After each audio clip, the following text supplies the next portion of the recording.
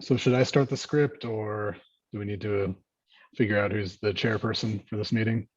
Correct. You need to you need to get a chair assigned so that we. Okay. All right. Do we have any volunteers from the DRB to be the chair for this meeting, since the usual vice chair is not here today? I could try to wing it if you want me to. That'll work. Thank you, John. Thank you, John. Okay, so we do need John. We'll go ahead and let you call the meeting to order. Okay, hang on a sec. I'm going to bring up my notes here really quick since I don't have the cheat sheet. All right, this is John Ashlock with the DRB. I'm calling to order the DRB meeting for 8:25, starting at 5:04 p.m. Doing a review of, hang on one second, the Babbage Bailey net shed remodel and a single family residence and accessory apartment. At first, though, I would like to do tell that this is a open public meeting. And for appearance of fairness, is there anybody on the board that could have a conflict of interest for this applicant? John, I'm going to interrupt. Shall we back up? We would like to do a roll call. Oh, roll call first. Thank you. And let's take care of that. Get that off the. Roll call first is John Ashlock. As I say your name, please say here. Larry. Here. Brianne. Here. Amy. Here. Okay, and with the city, Cindy. Cindy Andrews, planning technician here. Jeremy. Jeremy Hammer, associate planner. Okay, and I believe the remaining three are applicants. We have Carl. Yep. Okay. And on the Bailey side, we have Kinsey and Michelle, and I have a feeling, Kinsey, you're not really Kinsey. Hi. So Yeah. who's sitting in for Kinsey right now? My name is Griffin Doan. Kenzie has COVID, so she is not in the room right now. All right, thank you. Hopefully she feels better. She's in the room in a distance, so she can hear. Alrighty, Cindy. So can I move on to the appearance of fairness? Actually, we need to address the approval of minutes. We have no minutes at this time to approve. So now you may move on, John. Thank you. Thank you. Man, I'm failing on this little bit. No, of, you're doing winging it. awesome. All right, appearance of fairness. Anybody on the DRB who has any reason to excuse themselves from this for having connection to the project? I see a whole bunch of heads nodding, so that's a no on that. Anybody from the applicants have any reason to recuse anybody from the DRB for being part of this? Nope. All right. On that note, I will go ahead and move on to the staff report. So, Jeremy, I think you're the holder of that one. Yep. Thank you, Chair. Good evening, DRB. We are here tonight for your consideration of a proposal titled the Bailey Single Family Residence and ADU. A single family residence and attached accessory apartment located at 2913 Harborview Drive. The site is located within the shoreline jurisdiction, and the proposed development is subject to a shoreline substantial development permit, which is currently being processed. The subject parcel is located in the city's waterfront commercial WC zoning district, as well as the historic district, and is surrounded on adjacent sides by the WC zone, as well as the RB1 residential business zone on the opposite side of Harborview Drive. I'd like to note that in the staff report, in the section, finding section under requested DRB review and analysis, I had noted code section 19, or an incorrect code section, and again 1799-530. That should be 1799-520, as it says elsewhere in the staff report. Currently, the subject site contains an existing non-conforming garage located along the front property line of the parcel within the required setback area. It is also non-conforming for height. The site currently has a gravel parking area, a net shed, waterward of the ordinary high water mark, and I think not much else on the site. There's some existing lawn, So with the location of the existing garage, it does not appear possible to locate a single family home on the site in a manner which would comply with the provisions of 1799 520A. This section which requests that the garage is de-emphasized. The applicant is requesting relief from this design requirement. As such, the applicant is proposing relief from this design manual provision this evening. Tonight's meeting has been appropriately noticed to the public and no comments were provided in response to the notice. Additional design review elements were reviewed by staff and determined to meet the design standards prescriptively and thus may be approved administratively. Staff believes the proposal as shown on the plans constitute an overall improvement over the existing conditions on the site and is consistent with development on adjacent parcels. Should the board agree with the analysis described in section 6 of the staff report, staff has prepared suggested findings and recommendations for the board to consider adopting this evening, which recommend approval of the requested alternative design.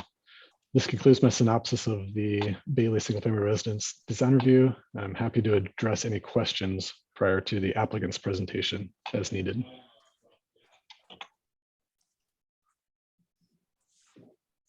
Does anybody from the DRB have any questions for Jeremy? Okay, with that, a whole bunch of no's there. I'll go ahead and turn it over to the applicant then. Yeah, this is Carl Halson. I'm the agent for the applicant. As Jeremy's staff report indicated, the reason we're here, relatively speaking, at this meeting tonight is for the garage standard from the design review manual. And as you can see from the drawings, nothing's happening to the garage. It's staying put as is. The new house that's proposed is between the garage and the net shed, tucked right up against it. We had considered some alternatives, so maybe removing the garage and doing a project up that end of the property, but that became too cumbersome. This will probably be a long-term project or projects, excuse me, where maybe some work will happen to the net shed in the future, and then maybe some work like taking down the garage and replacing it or something in the future, or attaching it to the house. But for right now, we decided to take the straightest path forward to get the property developed and improved, which is to get the house on the site and get the site work done and get it approved. But that requires us to come before the design review board because of the standard that Jeremy has indicated.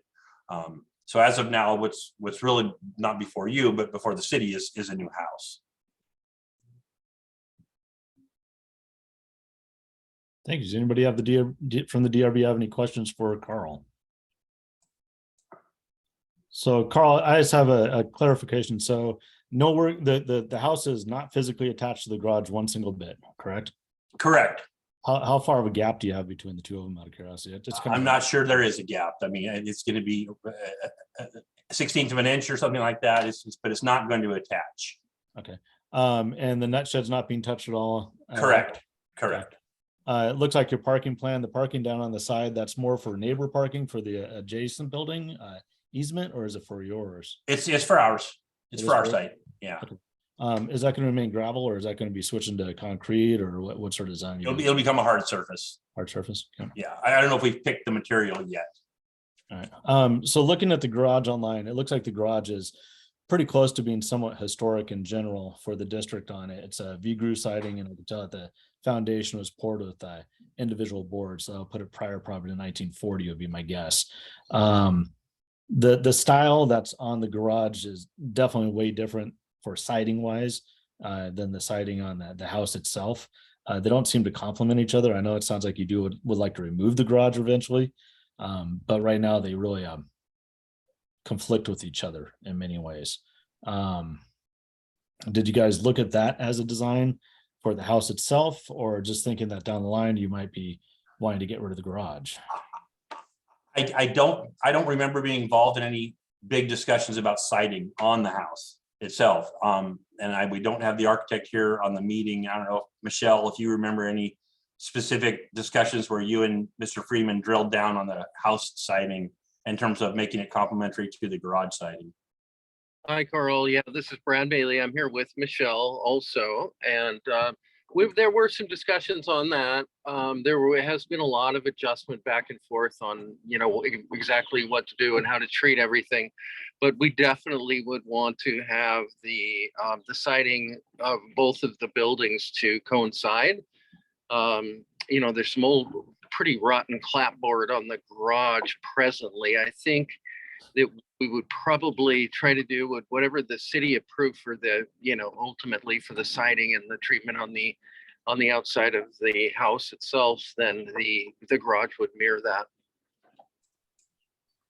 That would, I'm assuming, go the same for roofing then too, because it looks like the house is gonna have slate and it looks like a moss overgrown composite on the garage. Moss overgrown, yes. I think it's more moss than composite. at We this think point. that's why the garage doesn't leak, because it's got so much moss on it. But yeah, we want it to look so good and so historic and so downtown. So we plan on updating the garage as to match and be whatever the city approves for the house. And so that's, Jeremy, that's on the outside of the scope of this project, correct? Since they aren't touching the garage or the net shed. That's correct. Anybody from the DRB have any thoughts on that? I mean, to me right now, it kind of makes the garage look like a severe eyesore when you put that house behind it. Yeah, I mean, that was my concern originally, just looking at it, that it would be nice if it was the same shake shingle and metal roof or whatever kind of blended with the house. And I know that wasn't really what we were looking at, but it is the first thing that I thought of when I looked at it. So that is just a side note. I think height wise, creating the new residence at the height, even though it's not an ideal that it's 10 inches over. I understand that, and the setback isn't great, but it does look intentional the way it is designed. So I think overall for that, it makes sense. It looks like a cohesive design, but the actual material doesn't really work. Well, and Well, to address that, go ahead. Well, the materials we plan to use on the residence are going to be, it's going to be, A grade stuff. And we know we still got a way to go working with fine folks in the city to get something approved, but whatever that would be, we definitely would apply it there too. And To the garage. to the garage, yeah. And we would not want to have it look like it didn't go, definitely. So that's in the plan for sure. So Carl had mentioned the potential, down the line of either A, remodeling the garage, or B, destroying the garage. But if you were to destroy the garage, it would have to be built to modern standards, which would be a lower height. And then that means the house would actually be higher than the garage at that point in time. So I don't know, that brings a little bit of concern for me that we could allow one, but when the other goes away, now it's setting precedents. Well, So- this is Michelle Bailey. We need that garage. So we don't plan on demolishing it. Well, actually, we were completely open to rebuilding it to code. I mean, Yeah. it's got a solid foundation on it. It as a historical building, it's clapboard. It's pretty basic box with, a mossy roof. So I don't know that there's that much to be preserved, but what we would love to do is just rebuild it, up to modern code. Yeah, and for the historic portion of it, that style of siding is something that is historic. So in many ways, I wouldn't want to see that siding go away because again, it's a historic district and it is in many ways a historic building. So then that ties in, how do you tie it in with the house? So we're full circle on the conversation on that one. So I in general, the design of the house, I don't mind. I think it's a good use for the property. You're not touching the net shed, which is a major concern for me. The fact that they don't match together, I think I personally would rather see more of the styling in the house to be able to tie into the historic design of the garage and be able to have some sort of protection for the garage, since it is technically over 50 years old and in many ways historic for that area. The garage doors themselves, no, those look like metal doors, and yeah, swap them out and make them look something better to tie in. I have no issues with that one single bit. But I definitely have concerns on the mismatch of the two of them. And definitely if that garage was to go away, doing a variance to be able to allow the house to be higher, now it's lower. And that seems like one way to put the horse in front of the, or horse behind the cart type situation. So. Well, Mr. Chairman, it's Carl Halls again. Maybe I need to clarify that. When we were talking about the garage going away, it was a garage going away and then the house and garage going in that spot. It wasn't a matter of getting the house done and then erasing the garage and having just the house there. I think if the DRB was to put a condition of approval on this project, that the siding and roofing materials on the house should be more complementary to what's on the garage, I think that would be 100% fine with the applicant. They want it to look like that, and we'll just drill down that with the architect and then run that by Jeremy, and if need be, he can shoot it over to the DRB just so you guys can see what we're doing. And we'd be completely open to that kind of suggestion. So on that note too, then, I mean, if you're going down that route, which I actually kind of like that route, why wouldn't you just join the two structures together? It causes some code issues. And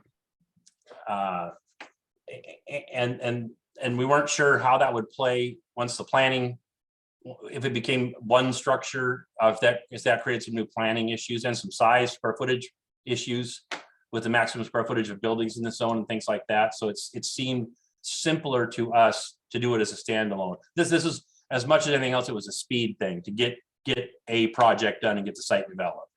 So it's the maximum square footage is what you're coming across then. Yeah. For the area. Yeah. I mean, as an inspector, I definitely worry with having two buildings close to that area. You're going to have issues down the line in a major way with moisture getting between them and being able to protect that wood and causing rot down the line. I've seen it many, many times. But that's something really technically I think would need to be worked out with Jeremy and the city. I don't know. Jeremy, do you have any input on that at all, you think, or not? I think generally that'd be looked at as part of the building permit, which we don't yet have in for this. We're just working out the site plan related elements of this project, site plan variances and shoreline permitting. I just kind of want to echo the conversation so far. I appreciate the interest in getting a project moving and going, but I think the concern is addressing the house separate from the garage will create a visual, a strong visual distinction between the two. I feel like there has to be, whether you're connecting them or not, there needs to be some consistency between the buildings.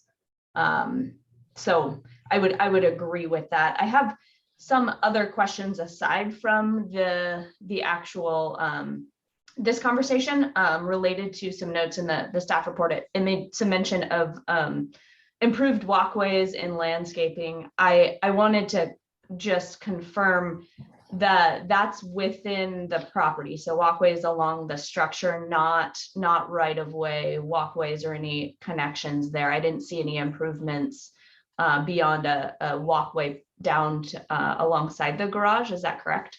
That's correct. Okay.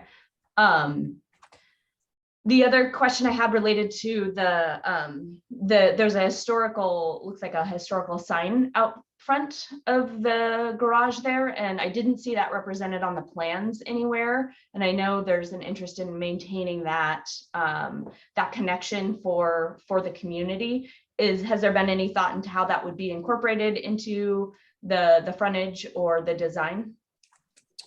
The sign is on the civil plans, which I didn't include as part of this packet. Yeah, Okay. signs on the civil plans. Okay. Those were the only two comments I had. And yeah, just echo John, what you've brought up, just really thinking order of operations wise, I think it makes sense that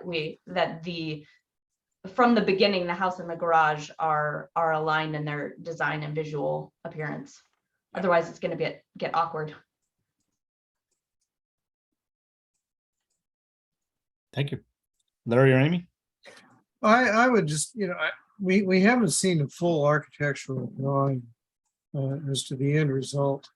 Sometimes complementary siding can come out quite nice. Sometimes it's a little odd. I can't make that determination based on what I was able to see in the package. The garage itself, it's for me, I know what the manual says and what the code says. It's a little bit of a stretch to consider a rundown garage historic enough to preserve. That the applicant is willing to do that by what I'm hearing, completely re-roofing and re-siding it. It becomes as a new structure and could then be re-sided and re-roofed to match the existing, or not existing, but planned house. And thereby eliminating some of these concerns about mismatched siding.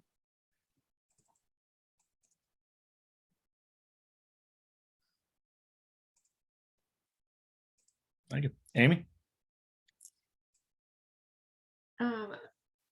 I don't have any further comments other than echoing again.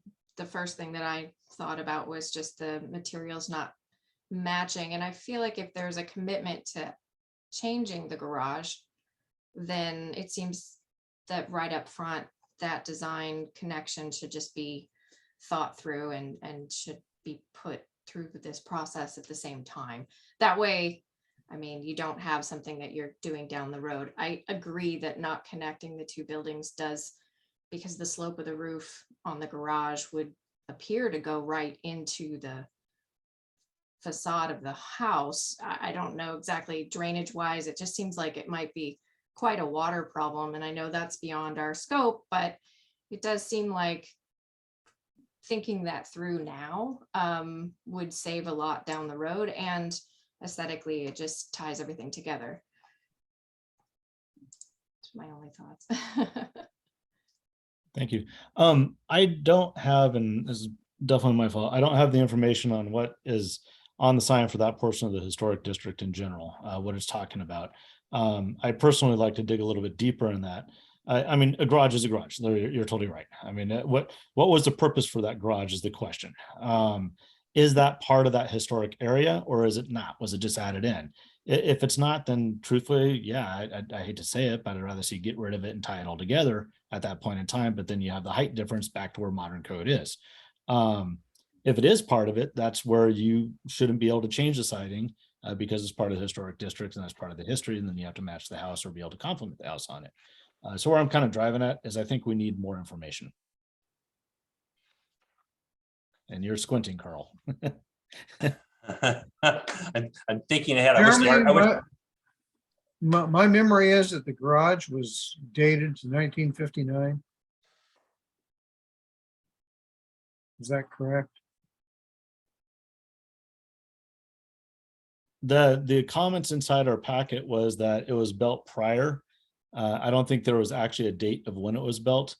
I'm going off of the forms that I could see in the foundation and the style of siding that predates the 50s. Okay. That's really more of a 1930s style and even down into the 20s for historic structures. Again, that's just from what I've seen. So there's no way to say what it is or not. But I think it needs a little bit more information on it.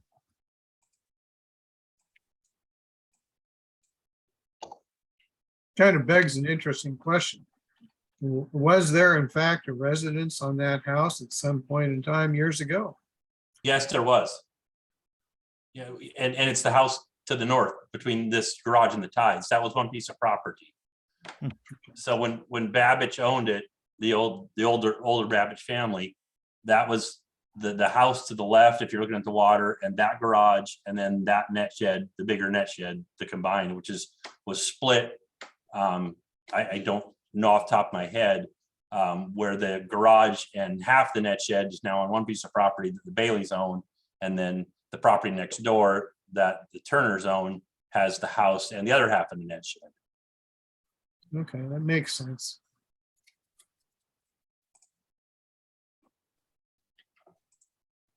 John, if you want me to come back with more information, that's great. I can do that, but I need to get to the architect, to Freeman's office and figure out what to tell him to drill down on to come back to you with.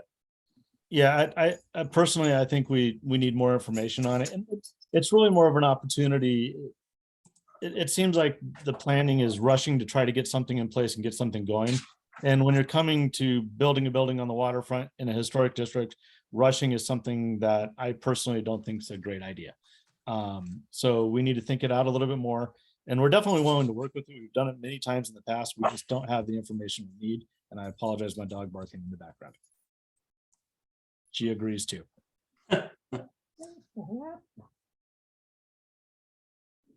Okay, I will talk with, if Dave's there tomorrow, I'll talk with Dave Freeman tomorrow about getting some more information about tying in the garage elements with the new house elements. Particularly, guys, I heard y'all talking about siding and roofing materials. Out of curiosity, Cindy, do we have anybody from the public on the line? No. No. Okay. All right. Any other questions, comments, or concerns? Sounds like we have a little bit of something going forward then.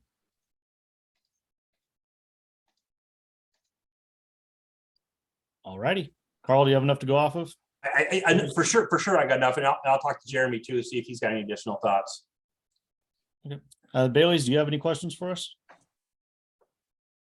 No, not at this point. I wasn't aware that we were in a full blown, like looking at the design in the horse historical district on this call. So that's a little bit of a surprise to me, but certainly we wish to be, 100% compliant with what the city wants to do. And, if that, it would be helpful, I guess, if you want us to go to the clapboard direction as opposed to, a dry stack or whatever, if you could just give us an idea of what you feel would be acceptable, then, that would be something that we could go to the architect and work with. So we're not just stabbing in the dark. So maybe there's a discussion you guys could have at the city there about the historical value of the garage and what you'd like to see, and then we can go back to the architect and see if we can find something that we can make work. Okay. On a couple of other topics, so you're wondering also on landscape design and walkways, like Brianna's talking about. I don't think any of us have any issues with what you have in the plan right now for that.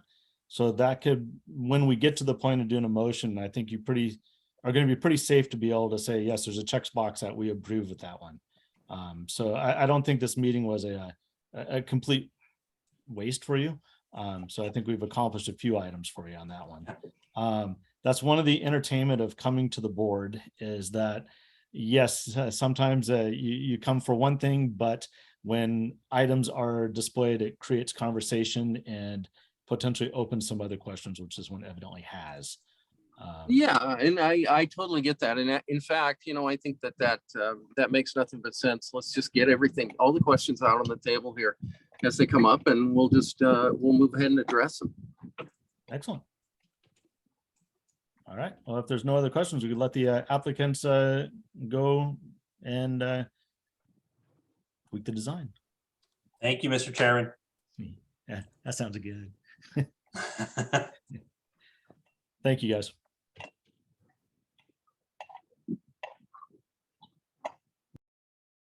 All righty. So, All right. looking at my semi-pseudo cheat sheet here. Hang on. That completes that portion. Public comment. Didn't have any. Didn't have to decide or vote. Upcoming meetings. Cindy or Jeremy, do we have any upcoming meetings? Actually, we do not. I believe the next one would have been September 8th, I believe. I was looking for my calendar as we were speaking here. And that one has been canceled. We don't have any projects for that September 8th. So it looks like we've canceled that one. Okay. Do I hear a motion to adjourn? I move we adjourn tonight. Any seconds? I heard a second. All right, everybody. Thank you very much. Have a joyous evening. Thank you. Thank You you, as well. everyone. Good night. Night. Night.